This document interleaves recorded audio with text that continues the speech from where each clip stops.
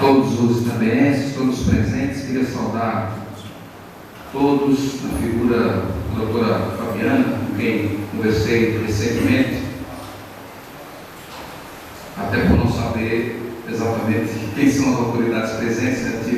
Por conta de imprevisto, cheguei já com a audiência em andamento. Queria, em primeiro lugar, parabenizar a Câmara de Vereadores por estar sediando um debate tão importante. É um debate que perpassa todo o Estado de Pernambuco, né? Eu, na condição de deputado estadual, sei que essa situação não é uma exclusividade da cidade de Itambé, né? Região de fronteira ali com Alagoas, né? Canhotinho, Angelinha, aquela região, a gente está passando também por uma situação de bastante descontrole na área de segurança pública e várias outras micro-regiões do Estado. Nós temos tido muitas dificuldades. Mas é importante, né? Eu ouvi atentamente as falas da doutora Fabiana, da prefeita Carnazone, né, do tenente coronel. Eu quero dizer que eu faço política com bastante orgulho, porque a política é a antessala de todas as questões que nós estamos discutindo aqui. Antes da gente chegar nessa situação que está vivendo também, a gente primeiro faz política. Porque é na política que se define as prioridades de quem manuseia o orçamento público, que é aquilo que paga o meu salário, é aquilo que paga o salário dos vereadores que estão aqui, do tenente coronel que acabou de me antecedeu aqui, da promotora e da prefeita. É na política que é definido se vai ter uma viatura policial ou não. É na política que são definidas as prioridades. Então eu vou falar de política, de muita política, porque a política não pode ser criminalizada como alguns querem. A política é uma necessidade, porque cada itambense aqui, por mais miserável que seja, desempregado, quando compra uma garrafinha de água está pagando imposto, e o imposto vai para o governo. Por mais miserável que ele seja, quando ele compra uma lapada de cana, ele está pagando imposto. Por mais baixinho que seja a conta da Compesa dele, quando ele paga, ele está pagando imposto. E assim é com o crédito do celular, assim é com a pacote de cuscuz. Um trabalhador que ganha um salário mínimo por mês, paga quase metade desse valor de imposto. E o imposto está lá na Constituição. Esse imposto tem que voltar para o cidadão em forma de cidadania. Mas o que é cidadania, deputado? Cidadania são os seus direitos elementares e fundamentais. Direito à educação, direito à saúde, direito à moradia, direito ao transporte, direito à segurança pública. Quando a gente fala de transporte, a gente não está falando de um carro importado, não, mas é um transporte mínimo. Quando fala moradia, não está falando de mansão, não, está falando de um teto digno para se morar. Isso não é favor, isso é obrigação do Estado. Obrigação, porque o Estado arrecada. Eu fiscalizo o orçamento público do Estado. São mais de 30 bilhões de reais todos os anos que o Estado de Pernambuco tem para poder garantir um mínimo de cidadania para o povo de Pernambuco. Então eu quero discutir aqui porque está faltando recursos para as motos da Rotan. Quanto custa? Eu vi um vídeo, um oficial dizendo que era 6 mil que estava faltando e um vereador dizendo que ia conseguir esse dinheiro. 7 mil. Para trazer 3 Rocan para a cidade. Nós temos que discutir aqui um balanço do que o governo do Estado fez nos últimos 10 anos, quando se dizia que Pernambuco vivia melhor momento econômico da sua história. Não era essa conversa? Pernambuco jamais viveu uma bonança econômica tão grande como está vivendo agora. Era o que se dizia. Era o tempo das vacas gordas. E o que foi que o governo fez? Vamos construir um estádio bilionário lá em São Lourenço da Mata. Vamos construir um sistema de navegabilidade milionário para o Rio Capibaribe.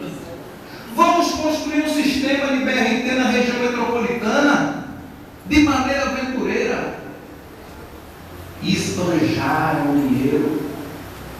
Corrupção. Tudo isso hoje faz parte de inquéritos da Polícia Federal. Então nós temos que discutir política.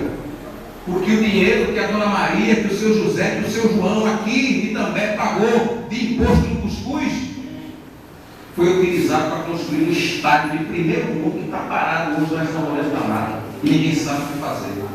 E no ano passado, só com manutenção contratual, sabe quanto é que foi gasto com esse equipamento? 46 milhões de reais.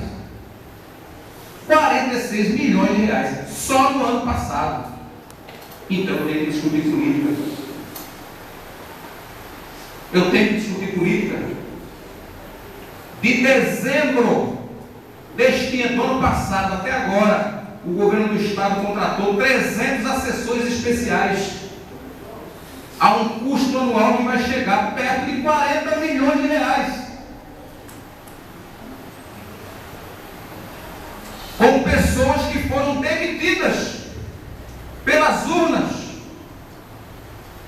Políticos derrotados foram contratados pelo governo. Foi denunciado na tribuna da Assembleia.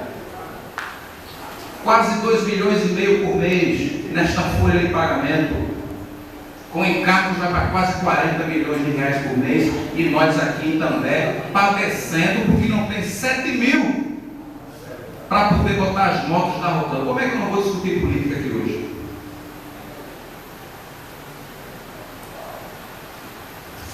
Está lá o estado da Copa, parado, sem se saber o que faz. É uma vergonha que um equipamento que vai nos custar quase 2 bilhões de reais esteja sendo usado hoje para fazer tirolesa. Estou brincando não, tirolesa. Na mão da Secretaria de Turismo. O projeto de navegabilidade, o dinheiro foi jogado fora, está lá. As montanhas dos equipamentos se perdendo. O BRT não funciona, está lá as estações paradas. Os terminais integrados que ia ser o legado da Copa estão lá. Todos eles inconclusos. Então, nós antes de discutirmos segurança pública, a gente tem que achar, prefeita, os culpados. E os culpados existem. Os culpados existem. Porque em 2007 eu participei, enquanto membro da sociedade civil, do que viria a ser o Pacto pela Vida. Um dos projetos mais bem pensados, elaborados, amadurecidos democraticamente pelo conjunto da sociedade, pela academia, pelos pensadores, pelos especialistas, pelos muitos pensadores que nós temos no aparato de polícia do estado de Pernambuco, tanto na polícia civil quanto na polícia militar, excelentes profissionais. E nós construímos um plano estrutural profundo de enfrentamento à criminalidade e à insegurança pública em Pernambuco. Passam-se 10 anos, 2017, desde 2007, são 10 anos. O que foi feito do Pacto pela Vida? O Pacto pela Vida se transformou num programa eleitoreiro. Miraram apenas na apreensão de armas e drogas e nas prisões e no combate ao homicídio, que foi correto. Num primeiro momento, mas o Pacto pela Vida não era só isso. O Pacto pela Vida tinha um eixo que se chamava valorização do profissional de segurança pública. Foi valorizado? Não. Porque gratificação do Pacto pela Vida, GPPV e PGES é algo circunstancial. Isso não significa efetivamente você valorizar o profissional, você aumentar o salário do profissional colocando ele para trabalhar na folga. Isso pode servir até como uma medida paliativa, mas não como uma medida estruturante para você valorizar efetivamente o profissional de segurança pública. Não houve. O eixo da prevenção social do crime, o que foi feito efetivamente? Absolutamente nada. O eixo da gestão democrática, enquanto o Eduardo Campos estava ele mesmo na sala da CEPLAG, apertando os coronéis, funcionou. No momento em que ele sai da sala, o pacto acabou-se. Porque ele não construiu as condições para que a sociedade civil, para que outros atores da sociedade estivessem naquela sala, pressionando os coronéis, pressionando os delegados, aqueles que estavam responsáveis pelas áreas integradas de segurança pública. Não se colocou absolutamente ninguém para tomar conta disso. Resultado, quando saiu o pacto começa a desmoronar. Então nós precisamos discutir política, precisamos saber o que foi que aconteceu, como foi que nós chegamos aqui. E eu estou aqui para fazer esse debate com vocês, não com o objetivo de fazer um debate eleitoreiro pequeno, porque eu já reuni 2 vezes com o secretário Gioia, estive ontem à noite reunido com o comandante Ivanildo Maranhão, para tratar essas e outras questões da segurança pública, que é um tema que é do meu interesse enquanto militante, mas também enquanto membro da Comissão de Cidadania e Direitos Humanos. Estou preocupado com a situação da polícia, por isso que coloquei 1/3 das minhas emendas orçamentárias para o Hospital da Polícia Militar, para poder garantir que os policiais militares tenham ao menos uma ala de fisioterapia, porque é um absurdo que os policiais trabalhem nas condições que estão trabalhando, com salário baixo que estão trabalhando, e ainda não tenham sequer o suporte interno no serviço público para garantir ao menos o cuidado com a sua saúde. Então existem culpados. O que nós estamos tratando aqui são os efeitos e as consequências de uma política que está sendo implementada por este governo. E já faz tempo. E a gente não vai se calar com a criminalização do debate. Não pode estar falando de política, não pode falar. Vamos falar de segurança pública, negativo. Política pública se constrói com dinheiro. Blá, blá, blá, a gente não quer mais saber. É muito bonito falar em unidade, em união. Vamos todos nos juntar. Juntar para quê? Com que recurso? Tem que ter moto, tem que ter profissional, tem que ter gente. E a gente não vai ter gente voluntária aqui. O profissional tem que receber salário. A viatura é paga. O combustível tem que se pagar. Então nós temos que falar de recurso. Recurso. E não tem recurso porque o governo não prioriza. O governo não prioriza. O governo priorizou nos últimos meses contratar assessores especiais que são políticos, parentes de políticos. Eu tenho a lista lá, são 300. E aí vem para cá com conversa fiada. Conversa fiada, desculpe o linguajar, mas é conversa fiada. Fiada. E nós não estamos aqui para estar sendo enrolados pelo governo. Eu estou no campo da oposição, eu estou no campo da seriedade. Ontem eu botei na Comissão de Constituição e Justiça projetos do governo. De cada 100 projetos que aparecem lá, acho que só 2 eu voto contra. 98% eu voto junto com o governo. Agora, onde o governo está errado, a gente tem que dizer. Então a população de Cambé precisa fazer essa cobrança dos seus agentes públicos, dos seus representantes, da prefeita, dos deputados que tiveram voto aqui, cobrar do governador. Governador, tenha prioridade para a segurança pública, tenha prioridade, tem que cortar na carne, tem que dizer não,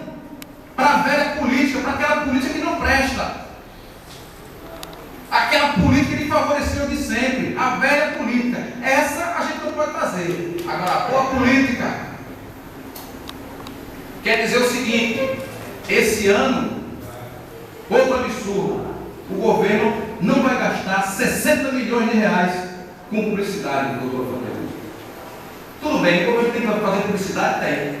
Bota 10, 15 milhões para fazer uma publicidade institucional, agora 60 milhões por ano, no estado que está vivendo a nossa situação.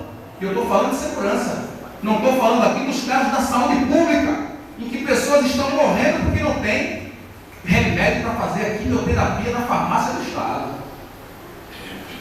Cirurgias que estão sendo adiadas, cirurgias seletivas, porque está faltando gaze, linha e agulha para costurar os corpos, porque não tem dinheiro, porque o governo não pagou os fornecedores. Então, concluindo, a gente precisa fazer essa discussão política, e eu me abalei de hoje aqui, agradeço muito o espaço, mas para tratar dessas questões, porque o nosso povo é muito fácil de ser enrolado, lamentavelmente. Nosso povo é muito fácil de ser enrolado. E quero dizer também que um dos fatores que me fazem estar aqui é uma situação que me preocupa muito. Eu estou aqui com membros da Polícia Militar, oficial, suboficial, e o que aconteceu aqui naquele episódio foi muito grave. Gravíssimo. Gravíssimo. É tão grave que eu estou tratando isso por dentro do governo. Por dentro do governo. Conversando com os membros do governo, conversando com o Coronel Vanildo Maranhão, pedindo providências. Falei ontem para o comandante, vou dizer hoje aqui, acho muito ruim que os 3 policiais que estavam envolvidos naquele episódio não estejam afastados.